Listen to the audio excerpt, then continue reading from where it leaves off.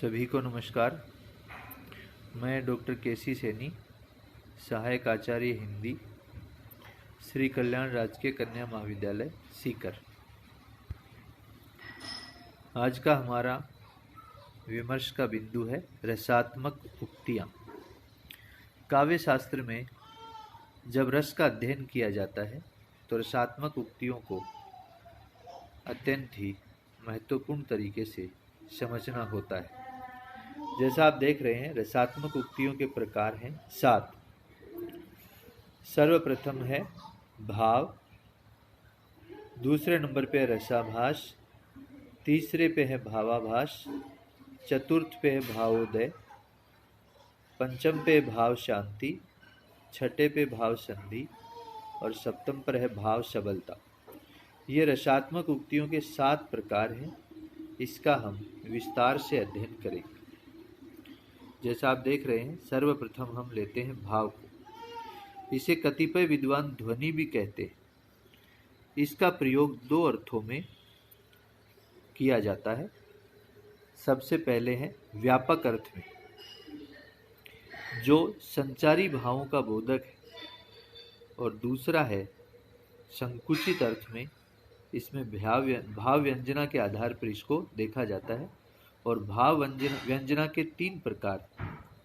पहला है प्रधानता से प्रतीयमान संचारी भाव को देखना, दूसरा है देवादि विषयक रति, जो भी हमारे आराध्य देव हैं, और तीसरा है केवल उद्बुद्ध मात्र स्थायी भाव, जो केवल उद्बुद्ध होता है, हमारे मन में केवल व्यक्त होता है। दूसरे नंबर पे आता है रसाभास। रस का आभास कैसे होता है? जहाँ पर किसी रस के आलंबन में या आश्रय में अनौचित्य का समावेश हो जाता है, वहाँ रसाभास होता है। अर्थात जब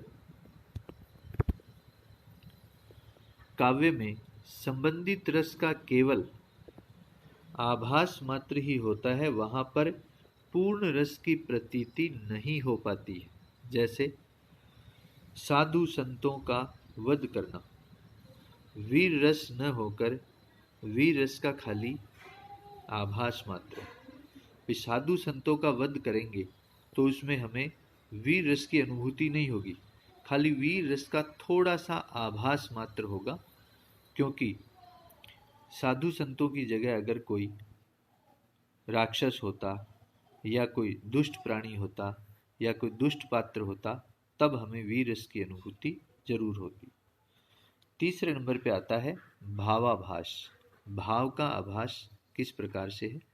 किसी भाव के अनौचित्यपूर्ण वर्णन में भाव ध्वनि न होकर भाव का आभास आ जाता है।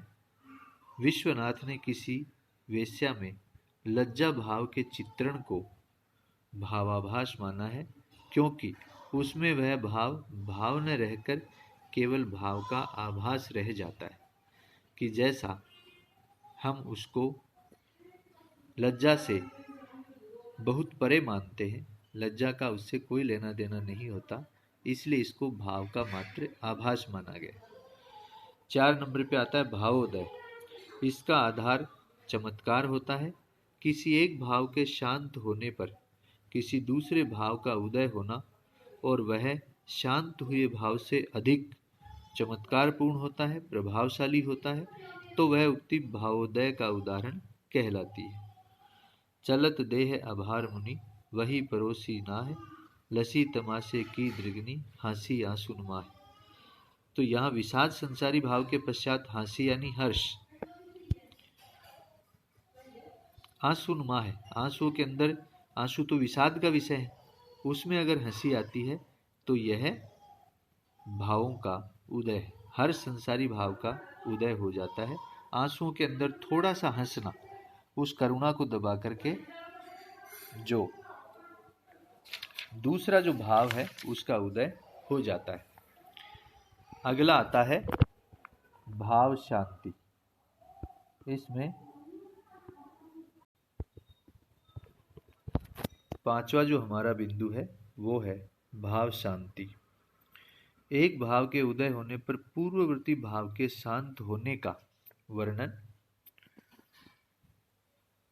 इसमें किया जाता है जब अधिक चमत्कारपूर्ण हो उठता है, यानी दूसरा जो वर्णन है वो उससे भी ज्यादा चमत्कारपूर्ण हो उठेगा, तब वहां भाव शांति होती है।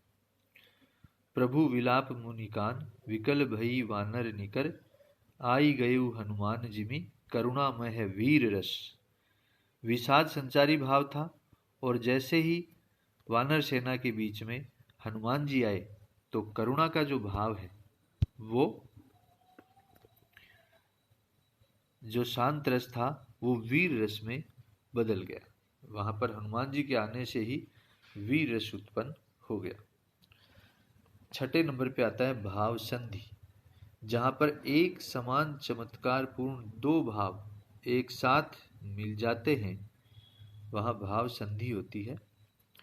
भाव संधि दोनों भाव समान रूप से दोनों भाव समान बल वाले होने के कारण होती है और इसीलिए उनकी प्रतिद्वंद्विता स्वतः ही चमत्कारपूर्ण हो उठती है। जैसे नई लगनी कुल की सकुची विकल भई अकुलाई दूहु और एंची फिरती फिरकी लो दिन जाई, कि जिस प्रकार से एक नायिका को नई प्रेम की लगन होती है तो वह कुल की मर्यादा से संकोच करती है, व्याकुल होती है, अकुलाती है, लेकिन प्रिय से मिलने के लिए वह अत्यंत ही प्रसन्नचित होती है। और दूह और एंची फिरती दोनों तरफ, एक तरफ वह कुल की मर्यादा की तरफ, दूसरी तरफ वह अपने प्रिय की तरफ, दोनों जो भाव है वो एक साथ समान बल इसमें प्रस्तुत करते हैं, इसलिए इसमें भाव संधि मानी जाती है। सातवें नंबर पे आती है भाव सबलता, जहां पर अनेक भावों की एक के पश्चात एक की स्थिति का चित्रण किया जाता है और वहां एक भाव के पश्चात दूसरा भाव प्रस्तुत होगा, वहां भाव सबलता होती है। सबलता का अर्थ अनेक चित्रों की स्थिति होता है, सभी भाव चमत्कारपूर्ण होते हैं। जैसे ऋषि देखी हर्षे हियो राम देखी कुमिलाए धनुष देखी डर पे महा चिंता चित डोलाए। यहाँ पर जो भाव है वो है हर्ष, त्रास, चिंता आदि भावों का बहुत अच्छा समायोजन किया गया है। ऋषि देखी हर्षे हिये हर्ष हो गया, राम को जैसे ही उन्होंने देखा तो कुमला गए, यानी यहाँ पर त्रास हो गई, चिंता हो गई। धनुष देखी डर पे महा डरने लग गए, चिंता चित डोलाए और चित्त में चिंता डोलने लग गई। तो एक के बाद एक अलग अलग भावों की प्रस्तुति इसमें है। तो इस प्रकार हमने आज रसात्मक उक्तियों के ऊपर विचार विमर्श किया, जो रस की अलग अलग परिस्थितियों को, अलग अलग अनुभूतियों को हमारे सामने प्रस्तुत करती हैं। धन्यवाद।